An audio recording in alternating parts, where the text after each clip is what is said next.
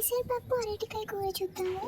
కావాల్సినవి ఒక పెద్ద ఉల్లిపాయ, హాఫ్ కప్ పెసరపప్పు, అలాగే కావాల్సిన అరటికాయలు. ఇక్కడైతే 3 అరటికాయలు తీసుకున్నాను, అవే చూపిస్తున్నాను.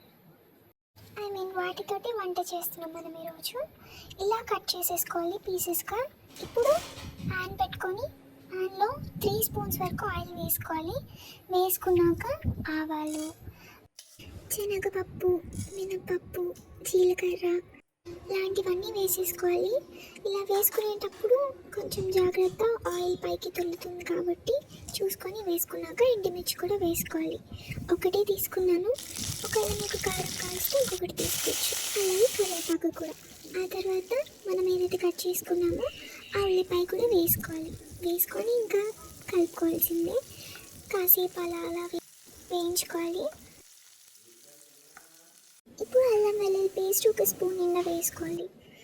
వేసుకొని మళ్ళీ బాగా మిక్స్ చేసుకోవడమే.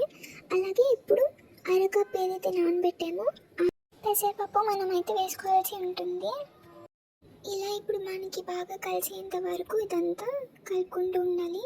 కాసేపు కలిపాక ఇలా ఎప్పుడైతే అవుతుందో కనిపిస్తున్న రీతిగా అయ్యాక మనం ఏవైతే కట్ చేసుకున్నామో ఆ అరటి ముక్కల్ని వేసేసుకోవాలి. ఒకసారి కానీ మెల్లిమెల్లిగా వేసేసుకోవాలి. ఇలా వేసుకున్న తర్వాత మిక్స్ చేసుకోవడమే. మళ్ళీ మనం కొంచెం సేపు వేగడానికి అయితే టైం తీసుకుంటుంది, అందుకే ఈ క్లిప్పింగ్స్ కూడా మీకు చూపిస్తున్నాను. వెంటనే అయిపోదు, కాసేపు ఆగాలి మనం. ఆగిన తర్వాత మెల్లిగా ఇప్పుడైతే మనం 1/2 స్పూన్ పసుపు వేసుకోవాల్సి ఉంటుంది, అది వేసేసుకోవాలి. అది వేసుకున్న తర్వాత కొంచెం మిక్స్ చేసుకోవాలి. ఆ తర్వాత ఉప్పు 1 స్పూన్ వేసాను, మీకు తగినంత మీరు వేసుకోండి. అలాగే కారం కూడా 1/2 స్పూన్ వరకు వేసాను, ఎందుకంటే ఆల్రెడీ ఎండుమిర్చి వేసాను కాబట్టి మీకు తగినంత మీరు వేసుకోండి. కొంచెం నీళ్ళు వేసాను, ఎక్కువ కాదు, జస్ట్ కొంచెం లైట్గా వేసుకుంటే సరిపోద్ది. ఇప్పుడు ఇవన్నిటిని కొంచెం బాగా మిక్స్ చేసిన తర్వాత కాసేపు ఉంచాలి. ఈలోపు ఇంకొంచెం వేగిన తర్వాత లాస్ట్లో ఇంకా కొత్తిమీర వేసేసుకోవడమే పైన. అలా వేసుకొని ఒకరు కలుపుకోండి, లేదు అలా ఉంచుకోవాలి అనుకుంటే ఉంచేసుకోండి.